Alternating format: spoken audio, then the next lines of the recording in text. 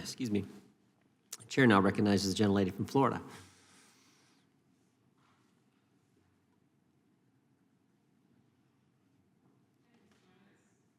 Thank you, Mr. Chairman. It's good to be back in the Judiciary Committee. Welcome It's been a few back. years. Mr. Chairman, Ranking Member Scanlon, for the opportunity to present two critical bills that protect the vulnerable, uphold the rule of law, and ensure real accountability for dangerous criminals. First, I'd like to discuss H.R. 5506, the bipartisan Courtney Wild Reinforcing Crime Victims' Rights Act, which I proudly co-lead with Representative Tim Burchett. It's named for Courtney Wild, who bravely survived Epstein's cruelty and now fights to reform a system that badly mistreated her and her fellow survivors. As we all know by now, in 2008, Epstein received a sweetheart plea deal from then U.S. Attorney Alex Acosta. It not only gave Epstein and his co-conspirator immunity from federal prosecution, but worse, his victims weren't informed or consulted before this outrageous deal was reached. It was a clear violation of the intent of the Crime Victims' Rights Act, or CVRA, passed in 2004, which specifically gives victims the right to timely notice of any major development in the defendant's case. Courtney thought she had that right too, but courts ruled that because Epstein's charges were not formally filed, she and other victims weren't guaranteed these vital CVRA rights. It's a glaring loophole that must be fixed. And while I'm grateful the Epstein Files Transparency Act passed overwhelmingly this week, this bill guarantees transparency beyond just one man. This bill would ensure future survivors of such horrific crimes aren't kept in the dark and guarantees the transparency and accountability that the CVRA intended. Victims deserve to be protected at every legal step, and our job is to ensure legal loopholes don't allow criminals to escape accountability.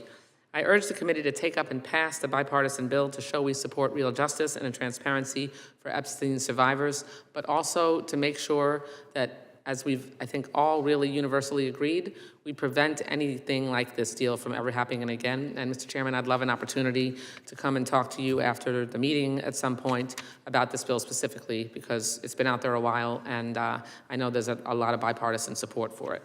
Thank you so much. Next, I'd like to discuss H.R. 3310, the bipartisan Venezuela TPS Act, which I proudly co-lead with my Florida colleagues, Mr. Soto and Ms. Salazar. I'm grateful to the ranking member of this committee for his unwavering partnership on this issue as well. This bill would redesignate temporary protective status for Venezuelans residing in the U.S. Over the last decade, Venezuela has spiraled deeper into humanitarian, economic, and political crisis under the criminal dictatorship of Nicolas Maduro. Maduro's murderous brutality, brazen election theft, and kleptocratic corruption have precipitated the largest peacetime refugee crisis in modern history. Over 8 million people have fled poverty, repression, and failed communist policies, and some have made a home in America legally under TPS, but the current president has taken that status away. Over 400,000 Venezuelan Americans, most of whom arrived before 2021 during President Trump's first term, have had their legal residency and work permits revoked. The economic impacts of this action will be devastating for South Florida, and it will drive up costs everywhere. I proudly represent the largest Venezuelan American community in Congress, and I'd like to tell you about them.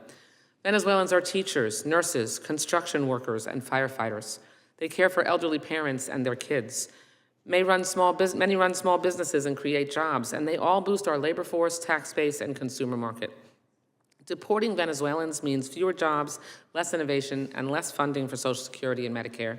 But it also means higher health, housing, and grocery costs, not to mention a massive waste of taxpayer dollars on detentions and deportations. Then there's the moral price we pay for subjecting people to a totalitarian regime that this administration accurately calls corrupt, authoritarian, and hostile to human rights. Venezuelans love America.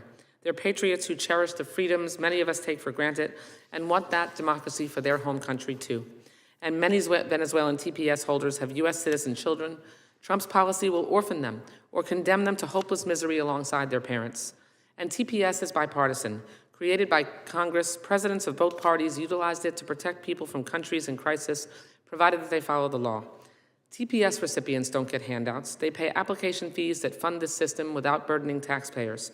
This bill also doesn't shield anyone who commits a crime. TPS holders pass repeated background checks, and any criminal record is disqualifying. Ending TPS doesn't stop crime. It means law enforcement expends more resources arresting non-criminals, and that means letting real public threats walk free. Trump's termination of TPS doesn't just separate families. It sends people back to a criminal regime where they will face violence, persecution, and even death. It's even more heinous to actively collaborate with Maduro, an indicted cartel kingpin, to facilitate these removals and reward him with sanctions relief. And it's totally inconceivable and contradictory to continue twice-weekly deportation flights to Venezuela while threatening military action that may put innocents in the crossfire. How could the administration declare conditions in Venezuela have improved enough to revoke TPS while bringing our largest aircraft carrier off their coast and considering military action? We cannot credibly denounce authoritarian dictators while cutting side deals to swap immigrants for oil money. Venezuelan TPS recipients are law-abiding families, and we should focus law enforcement resources on real criminals, not collective punishment.